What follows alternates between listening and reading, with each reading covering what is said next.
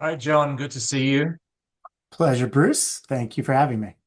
Well, thank you for coming back. So, I'd like to take this time to explore your model of leadership, the three dials. And then, if we've got time, I'd like to hear about your future project where you're going to tell us how you're developing that model. How did you come to develop a leadership model in the first place? Yeah, well, it's interesting. I work in the space of leadership development with Crestcom International. So, having been doing this full time for, I guess, around 6 years now, one of the ancillary benefits of working in leadership development is your own self-development and continuous improvement.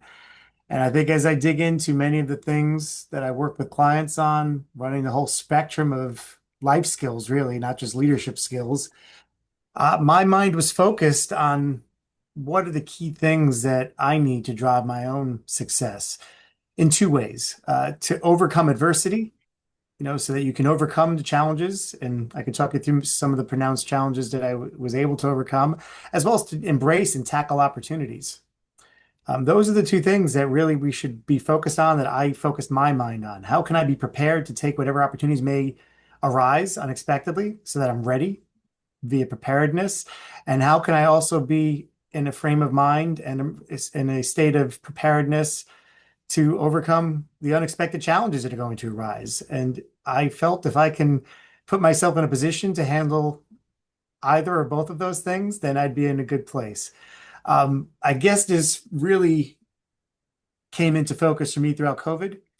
I founded my leadership business in late 2019. Really was just hitting the ground running in the first quarter of 2020. And of course, it all came to a crashing halt overnight around the second week of March when the world was stunted and stifled by COVID. Not a great place to be as someone who's just launched their business. So I had to find a way to get through it. I could have thrown my hands up, and there were many people did. I fortunately, of course, can't dismiss the fact that I had some resources that enabled me to do that, which gives me some comfort or gave me some ability and comfort to do that. But frankly, you still need a a, a model for life and leadership to succeed and carry forward and get to the other side of challenges, to see the light at the end of the tunnel and find a way to get there. And the three key dimensions, which I've defined as dials, as you mentioned, are discipline, the discipline to work harder, to show up and do the uncomfortable, tedious, mundane things that most don't like to do, that build to big moments and great outcomes, to have the mindset. And that's really the belief system, to have a true, unflappable belief in the long-term outcome you set for yourself. Understanding there will be setbacks, there will be disruption, and you may not meet your goals always in the time frame that you had expected.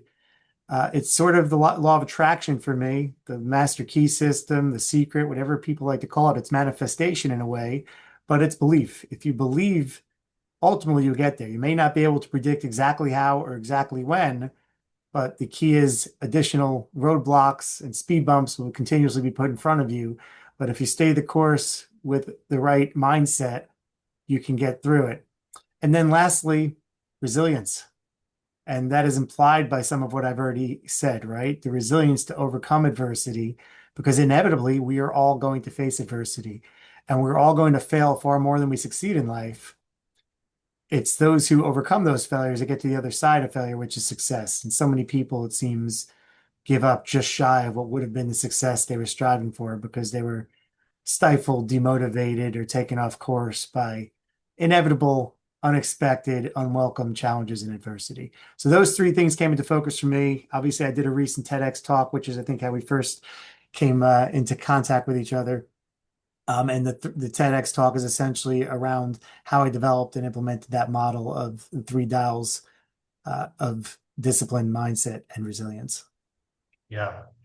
So well said, sir. So, as I hear you talking about the three dials, it almost seems like a process to me. So there's the one, two, three, each of those dials seems to overlap. They seem to build on each other. Is that the way you see it? Like discipline, you start with discipline, it's easier to discipline your mindset.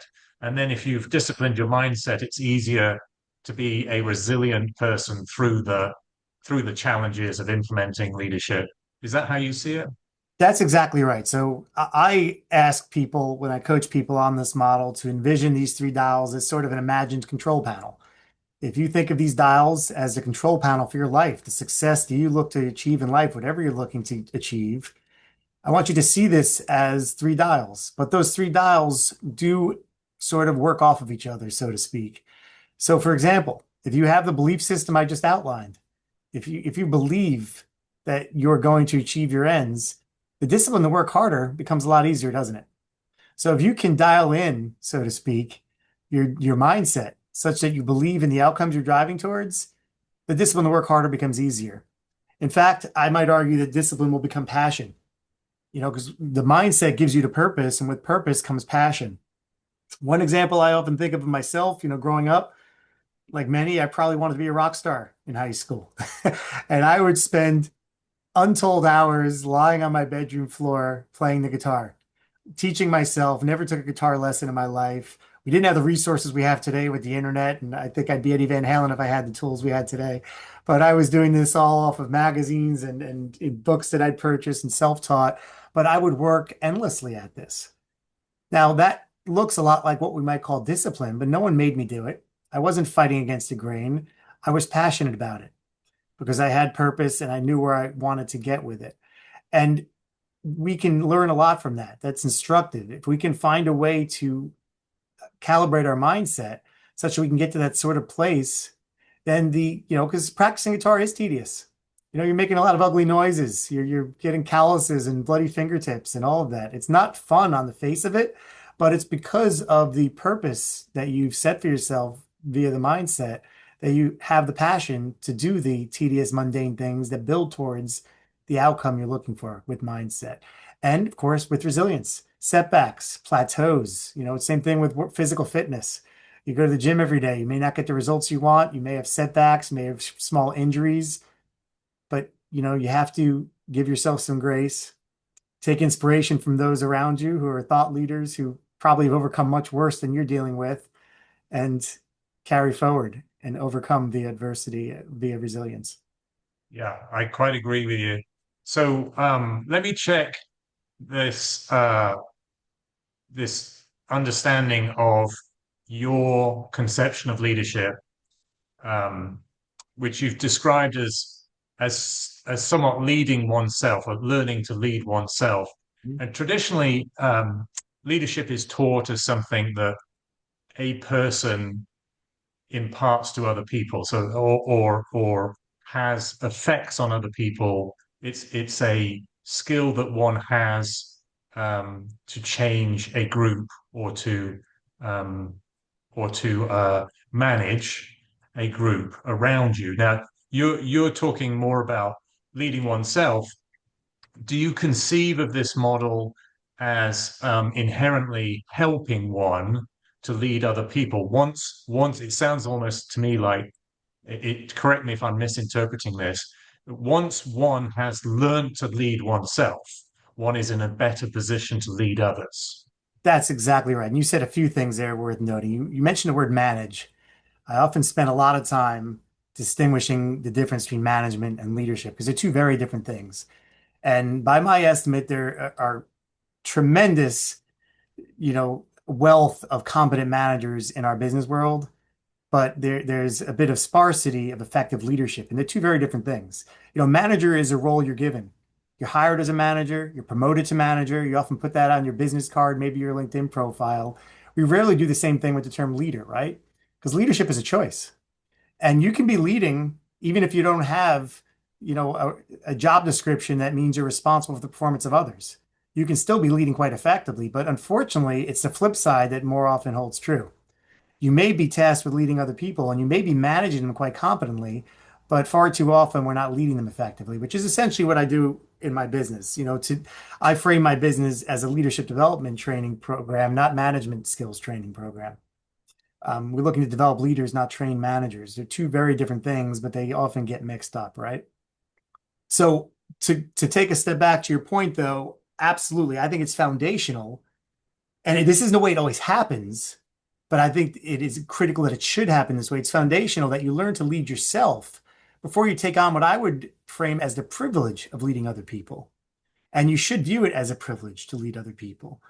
And we talk about lead by example. What do we mean by lead by example? Well, you better have your own ducks in a row. You better be able to lead yourself before you can expect to lead others. That is not, unfortunately, far too often how it happens. Many people are put in charge or command of others, and they aren't necessarily leading themselves all that well, and then they lose credibility. They lose the faith of those in their charge, in their command, in their reporting lines. So the idea with these three dials, through discipline, mindset, and resilience, you can drive yourself for success. You can put yourself in a position where you are then have the foundation to lead others, and the credibility to lead others, and the experience of success and having overcome adversity to lead others through similar adversity. The moral of the story is experience matters. And this is how you tackle experience and take advantage of your experience and move forward from it, learn from it, take it as a lesson, not as a setback. So let's try to map some of the traditional concepts within the leadership skill set onto your dials. This may not be, you may fairly say you don't want to do that. The dials I'm may be happy to. capturing, yeah, I mean, your dials may be capturing things beyond the traditional concepts or um, higher than the traditional concepts. But you tell me what you think of some of these, right? So these are some terms which were very foundational to leadership at Wharton and Sloan when I was teaching. So that was a few years ago.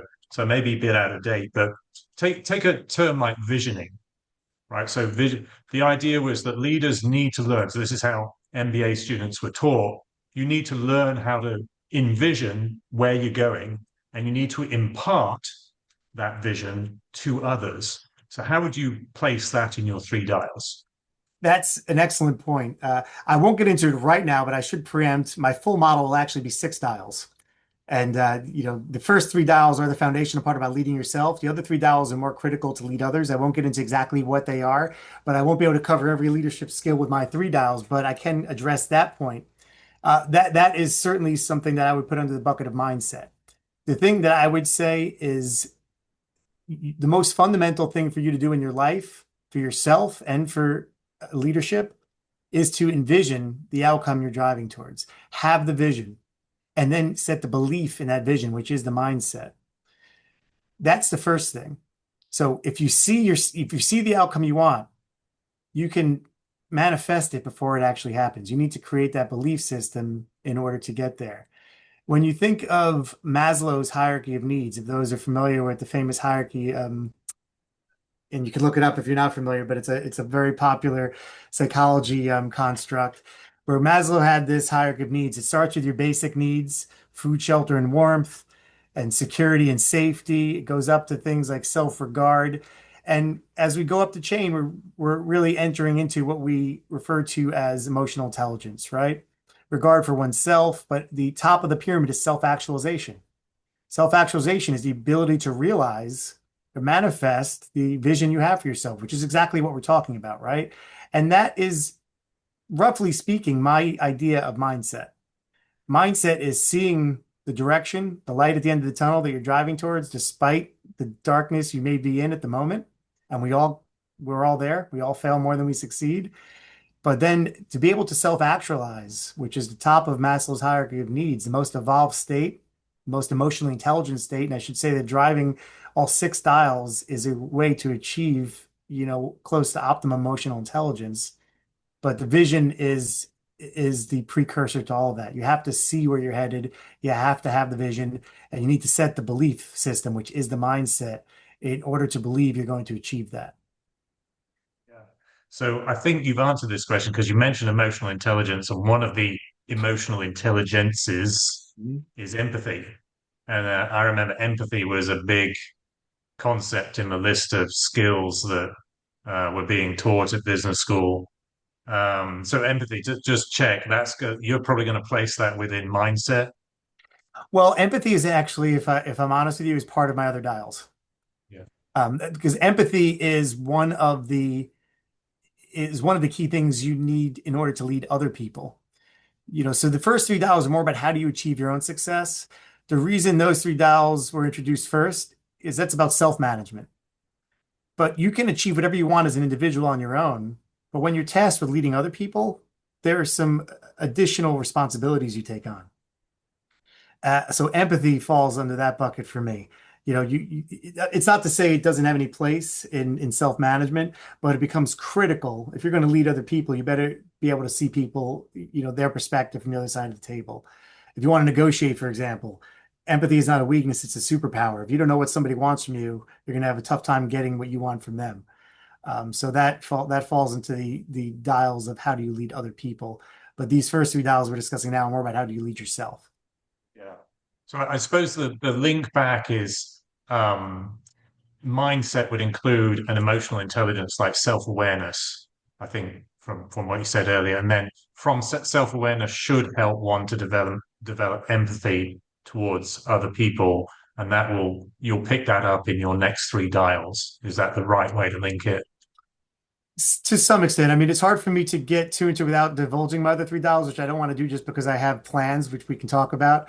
But to some extent, those dots do connect, but they are more correlated to the second set of dials, I would say. Yeah. But I firmly believe that self-awareness and personality style profiling is critical. I think, whatever personality profile approach you take, Myers-Briggs, DISC, we have our own that I work with within Crestcom, all of that stuff I find to be incredibly powerful, and I think is the most important toolkit to develop your emotional intelligence. So, for example, only through profiling your own personality, your social, and your communication style can you develop a real strong foundation of self-awareness. Once you have that self-awareness, then you can start to identify the social communication and personality styles of those people around you, your direct reports, your stakeholders, clients, managers, whomever. That's the social awareness, the second component of the traditional model of emotional intelligence from Daniel Goldman, right? Then from there, the other two components are self-management, which is really what these three dials are all about. Self-management is one of the initial branches of the traditional model of emotional intelligence. And of course, relationship management, which is more around leading other people, of course. Yeah. So yeah, I realize I'm provoking you to reveal your next three dials. That's not quite my intent, but maybe a little. Just give us a few Sure, teasers. sure. But yeah, so I think your last answer is going to be the same, and you can just say yes categorically. And we can move on.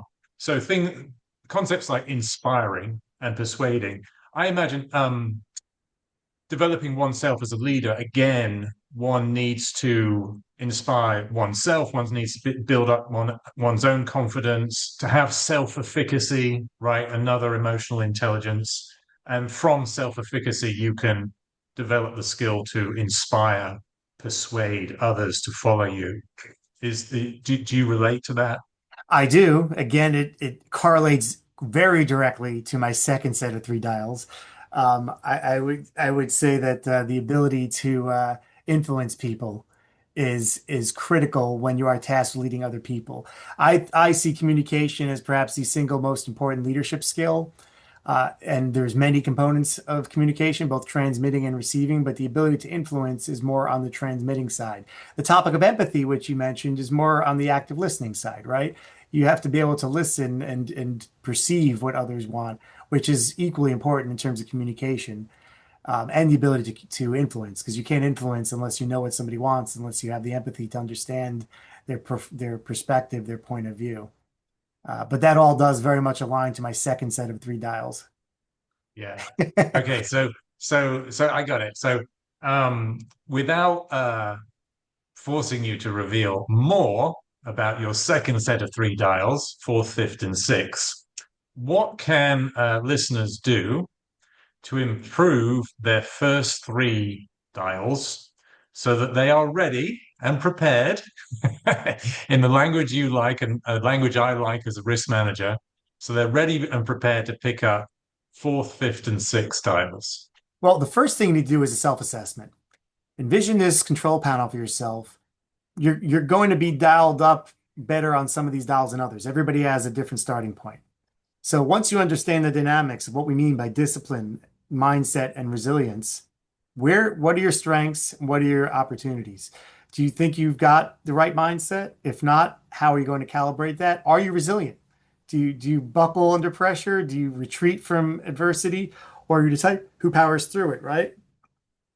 And are you disciplined? Are you someone who is very consistent, principled, does the hard work each day, does the things that don't have immediate payoff, but build towards longer term payoffs? Thinking of those three things, where is your biggest opportunity? That's where you need to dial it up.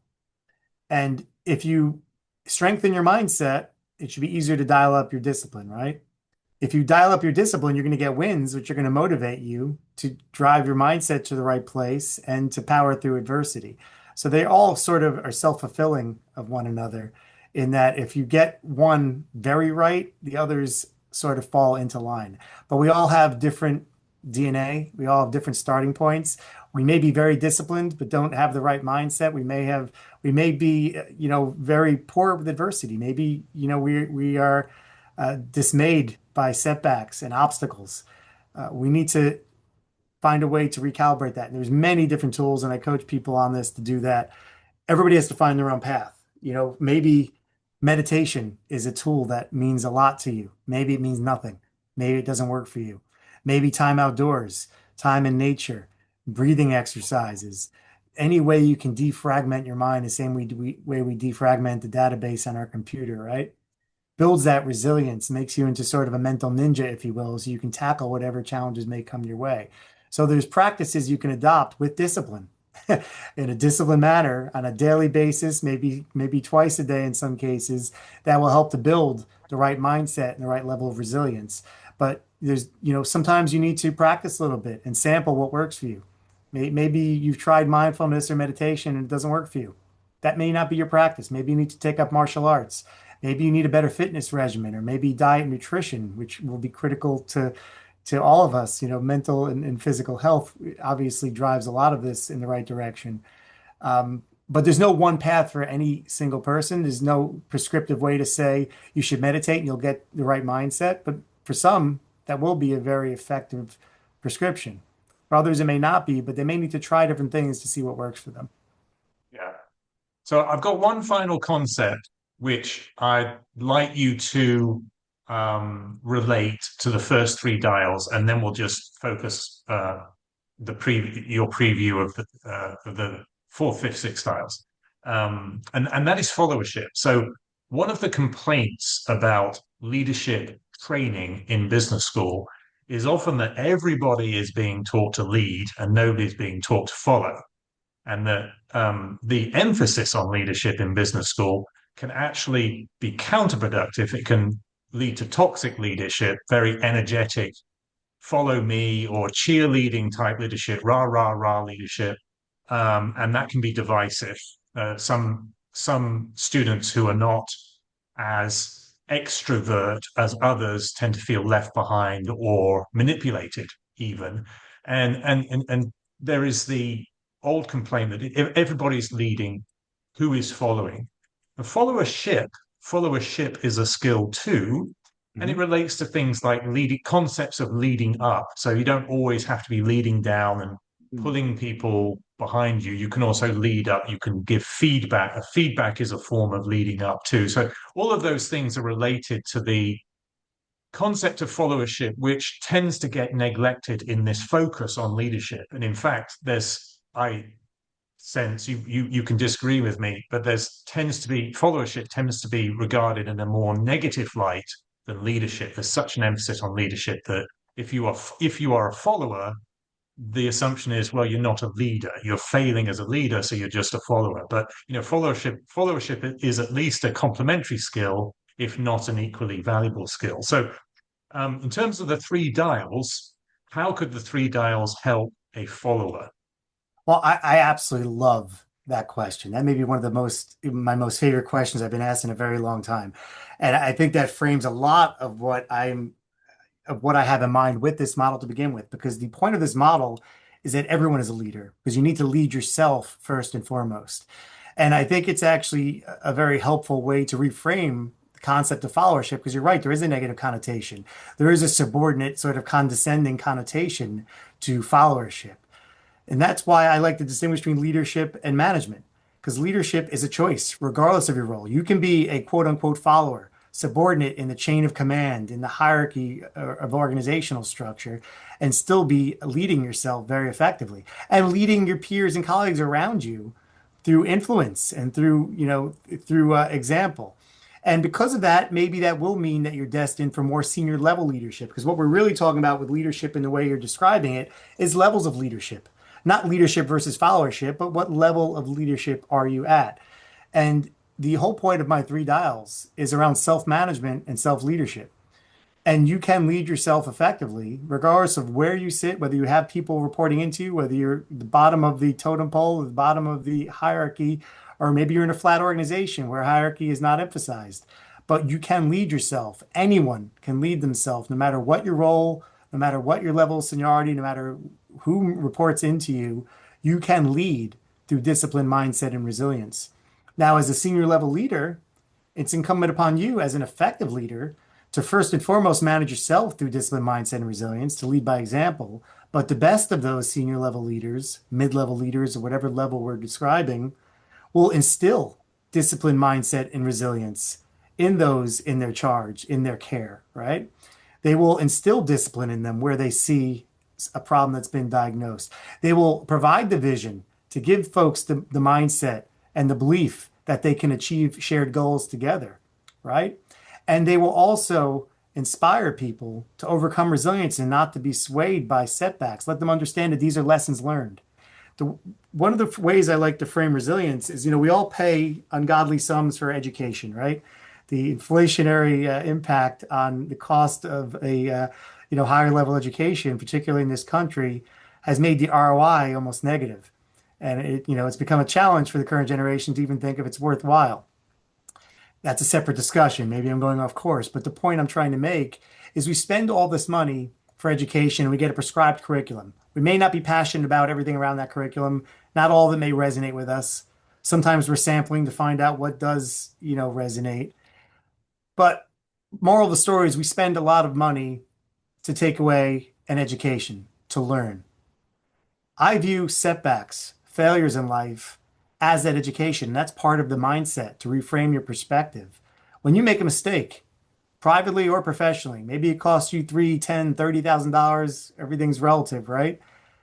You could fret and lose sleep for weeks on end about having lost that money because you've made that mistake.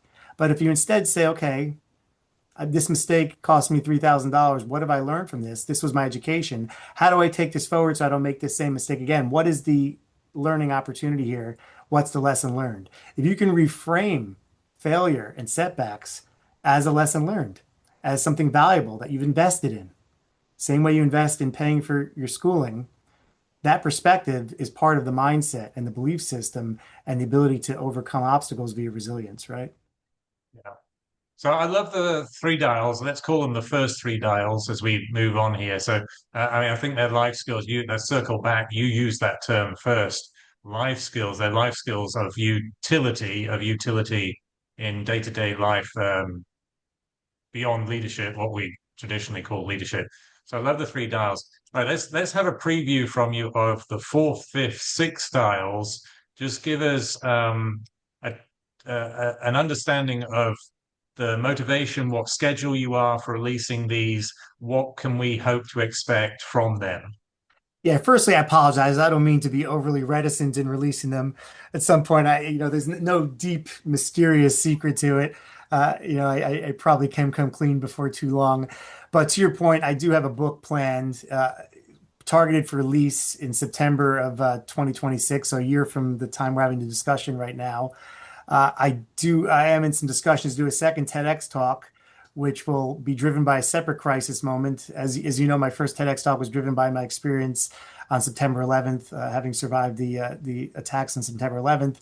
I have a separate crisis moment that I have some experience with that'll drive my introduction of my second set of three dials. At a high level, the first three, as I mentioned, are around how you can lead yourself for self-management. The second are more dominant to how you can lead other people when you're tasked with that responsibility. So the book will cover all six dials. And the second TEDx talk will introduce the second set of three dials. Together, they'll form the full model of six dials.